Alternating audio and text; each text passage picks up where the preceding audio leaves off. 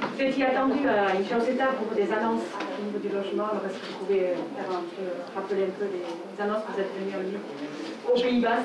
Voilà. Je suis venue à Incoseta, au cœur du Pays Basque, rencontrer tous les acteurs du logement, de la construction, de l'habitat, parce que c'est vraiment important d'être dans la concertation, dans le dialogue, à un moment où je pense que le secteur est inquiet et a besoin de savoir quelle est la vision que je porte en tant que ministre du Logement. Et donc j'ai rappelé cette vision, une vision écologique, parce qu'il faut inscrire la politique du logement dans l'écologie, et ça veut dire plus de rénovation énergétique des bâtiments, et ça veut dire attention à bien protéger les terres naturelles, les terres agricoles, pour ne pas toujours consommer plus d'espace naturel. Une vision sociale, parce qu'on a besoin de logements abordables en France, pour les très modestes, pour les classes moyennes. On a à la fois besoin de plus de logements sociaux et plus de logements qu'on appelle intermédiaires, c'est-à-dire à des prix intermédiaires entre le logement social et le marché libre. Et puis une vision économique, parce que c'est un secteur économique qui, comme les autres, a souffert de la crise économique liée à la crise du Covid. Et donc on a besoin de relancer ce secteur du bâtiment, de la construction, mais aussi de la transaction. Et que pour ça, on a besoin de le sécuriser et de redonner des marges de manœuvre économiques. Et c'est l'objet du plan de relance. Et j'ai donc repris les quelques grandes lignes du plan de relance qui seront annoncées précisément la semaine prochaine. Un effort important sur la rénovation énergétique du bâtiment, à la fois pour les ménages avec 2 milliards d'euros supplémentaires, et puis pour la rénovation des bâtiments publics, parce qu'il faut que l'État soit exemplaire et que les collectivités puissent se lancer dans la rénovation des écoles, par exemple, en accélérant. Un effort pour aider les maires à continuer à octroyer des permis de construire et à relancer aussi la machine, simplification des procédures, dématérialisation et aide financière aux maires qui reprennent la construction, notamment quand ils exploitent toutes les possibilités de leur plan d'urbanisme, c'est-à-dire qu'ils construisent au maximum de ce qu'on peut construire, parce que c'est important là où il y a des besoins, et puis un accompagnement toujours à l'accession à la propriété avec le maintien du prêt à taux zéro. Donc on a eu des discussions sur les différents enjeux et j'ai trouvé des acteurs mobilisés, motivés et qui souhaitent que le secteur reparte le plus vite possible. L'autre enjeu, c'est les sols artificialisés, éviter finalement des constructions nouvelles et plutôt réhabiliter les anciennes friches, on peut en parler. Exactement. Quand on construit aujourd'hui, on peut construire simplement en réhabilitant dans les centres-villes, et c'est ce qu'on encourage à travers le programme Action Cœur de Ville, ou construire sur des terrains sur lesquels il n'y a rien encore. Et mon objectif, c'est qu'on utilise d'abord ce qu'on appelle des friches, c'est-à-dire des terrains qui ont été construits et donc artificialisés, sortis de leur état naturel, et qui souvent sont un peu laissés à l'abandon, soit dans les centres-villes, soit à la périphérie. Et donc j'ai annoncé que nous financerions la réhabilitation des friches, et donc nous aiderions financièrement les collectivités lorsqu'elles ont des projets pour construire sur des friches et qu'elles ont besoin d'argent, notamment pour dépolluer. Parce que souvent, c'était des friches industrielles, donc avec des activités industrielles qui nécessitent des opérations de dépollution. Et c'est vraiment gagnant, ça recrée évidemment de l'activité économique, ça redonne la cohérence à la ville et à l'aménagement du territoire, et puis ça permet de ne pas aller consommer plus d'espace naturel. Est-ce que vous pouvez préciser, s'il vous plaît, le montant qui sera alloué à la fois pour les collectivités qui vont, si j'ai bien compris, densifier au maximum de leur capacité, et pour justement la réhabilitation des friches? Alors, on annoncera plutôt les montants précisément la semaine prochaine, mais ce sera plusieurs centaines de millions d'euros. L'année dernière, à votre place, Julien de Normandie avait annoncé 5 milliards d'euros pour 250 villes dans le cadre d'une réhabilitation de centre-ville, de centre-bourg. Bon, après l'année dernière, il y a donc cette crise sanitaire qu'on vient de traverser, mais est-ce que cette somme va se poursuivre? Qu'est-ce qu'il en est de cette annonce précédente? Alors cette somme a bien été budgétée, ce sont les grandes opérations qui s'appellent les opérations de revitalisation territoriale. J'en ai vu une par exemple à Marseille, qui est adossée à tout le travail qui est mené suite au drame de la rue d'Aubagne et la capacité à requalifier tout le centre-ville. Ce sont des opérations qui sont toujours lentes à démarrer, qui sont financées par l'État, par la Caisse des dépôts, souvent par l'ANRU aussi, mais la volonté est toujours là. Sur le logement social, vous avez parlé d'un soutien à la rénovation pour les parcs sociaux et aussi d'un suivi plus précis peut-être de la programmation programmation cette année. Vous pouvez nous en dire plus sur le sujet? Alors, la programmation cette année du logement social, c'est un objectif absolument clé pour moi, même si c'est difficile, puisque bien sûr, tout s'est arrêté pendant 2 mois. Il faut qu'on se donne comme objectif d'atteindre nos objectifs de nouveaux agréments de logements sociaux de l'ordre de 110 000, c'est l'objectif de cette année. Et je pense que c'est possible, difficile mais possible, et donc nous allons suivre avec les bailleurs sociaux et avec les préfets et les services de l'État voilà, la répartition territoriale de cet objectif pour voir comment est-ce qu'on rattrape le retard qu'on a pris dans toute la première partie de l'année pour être au plus près possible de cet objectif. Et par ailleurs, la rénovation thermique des logements, ça concerne les propriétaires occupants qui sont chez eux, ça concerne les logements du secteur privé et on va ouvrir MaPrimeRénov' aux propriétaires bailleurs, mais ça concerne aussi les logements sociaux. Il existe encore des logements sociaux qui sont des passoires thermiques.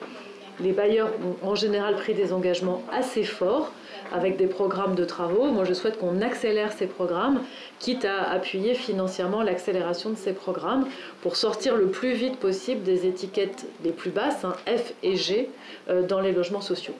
Vous avez dit 110 000, c'est l'objectif. À ce jour, on est à combien? J'ai pas le chiffre en tête. On est en dessous de là où on devrait être à ce moment de l'année. J'ai pas le chiffre précis en tête, mais on pourra faire un point dans quelques semaines, aussi quand les choses auront un peu repris courant septembre. Et j'ai une question sur les investisseurs institutionnels. On voit qu'ils reviennent fortement sur le logement. Ils achètent des blocs, pas que des Français d'ailleurs, hein, des Européens notamment. Est-ce qu'il y a quelque chose qui a été imaginé pour les inciter à revenir encore plus franchement, ou est-ce que c'est hors sujet, ou est-ce que... Alors c'est pas du tout hors sujet, c'est un sujet important aussi parce que pour qu'on ait plus de logements sur le marché à des loyers intermédiaires, on a besoin des investisseurs privés particuliers et des investisseurs institutionnels. Donc il y a déjà pas mal d'efforts qui sont faits, notamment d'un côté par la Caisse des dépôts avec CDC Habitat et puis ce qui s'appelle le fonds Ampère. Il y a aussi la même chose côté Action Logement avec INLI, j'ai eu l'occasion d'en discuter avec Benoît Apparu.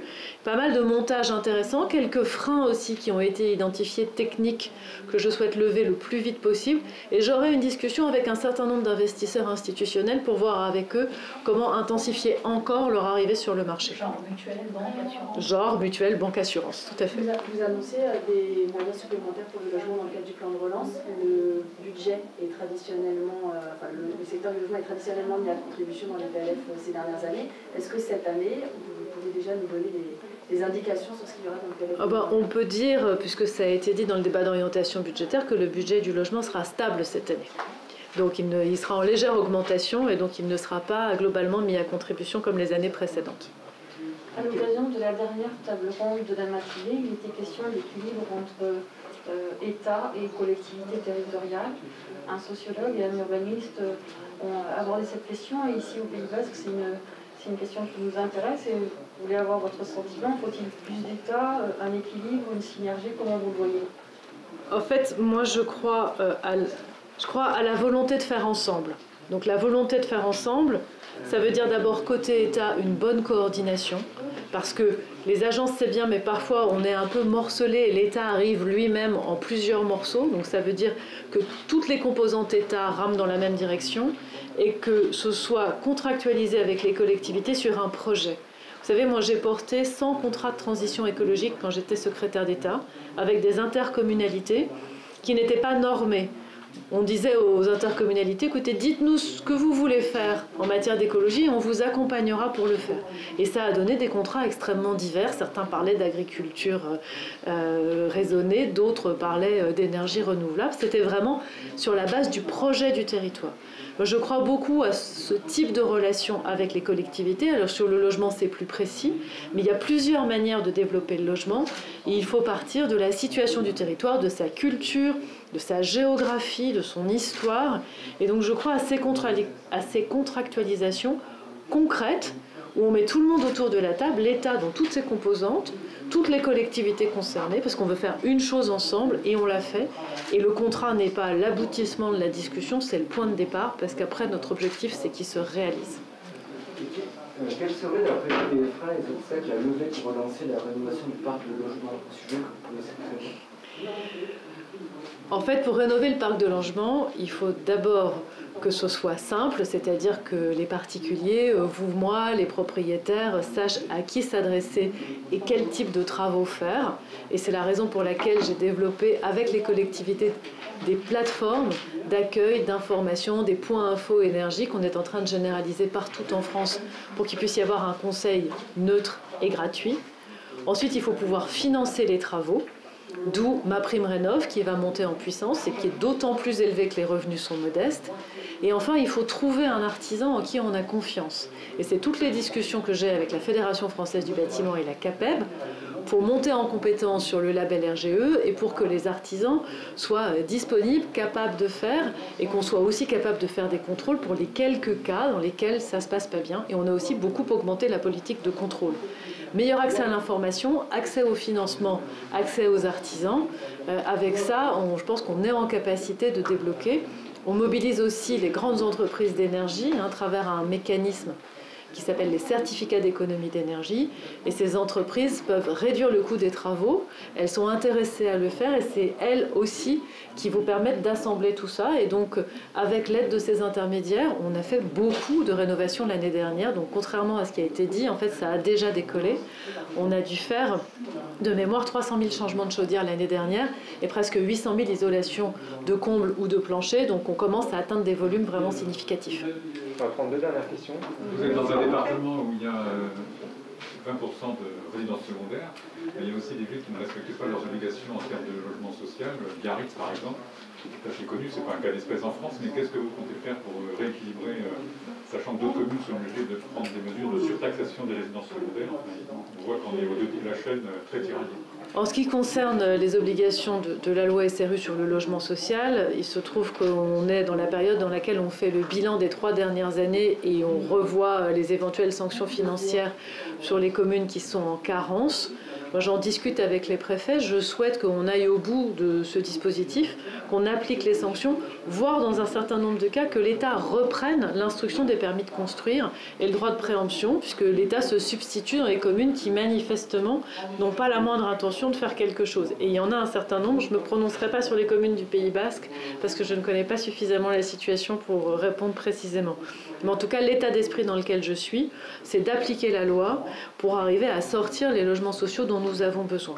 Après, la question des résidences secondaires est une question effectivement assez compliquée, notamment dans des territoires extrêmement touristiques, où il faut qu'on puisse à la fois laisser s'épanouir les résidences secondaires, mais que ce ne soit pas au détriment des personnes qui cherchent à se loger. Et ça, c'est un sujet sur lequel je pense qu'il faut qu'on réfléchisse encore un peu. Et vous parliez... Dans le plan de relance, vous avez prévu quelque chose sur l'enveloppe en rue.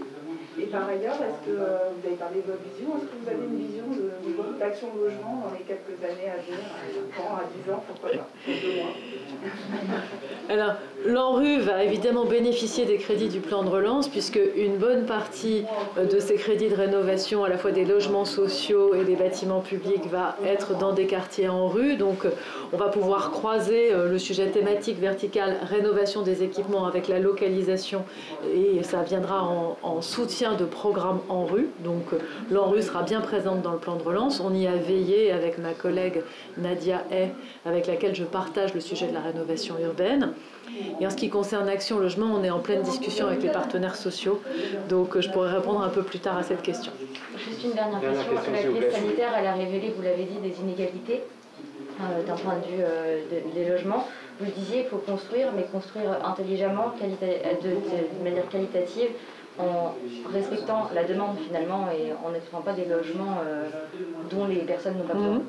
Jusque-là, je suis d'accord. Est-ce que vous pouvez juste rappeler ce dont vous parliez justement à ce propos tout à l'heure? Ce qui me paraît important, c'est qu'on continue à développer l'offre de logement parce qu'on a encore besoin de logements en France, mais c'est l'offre là où on en a besoin, parce qu'on n'en a pas besoin partout, donc ça n'a pas de sens de construire partout, il faut construire dans les zones qui sont vraiment très tendues. Il faut que cette offre de logement soit abordable, accessible pour les ménages modestes et pour les classes moyennes, donc prioritairement du logement social et du logement dit intermédiaire. Et aujourd'hui, ce n'est pas le cas? On peut intensifier encore l'accent mis sur ces 2 segments. Voilà, merci. Une toute dernière question. Pour la première fois depuis novembre 2015, moins de 400 000 logements ont reçu un permis de construire selon le SPEST. ce matin.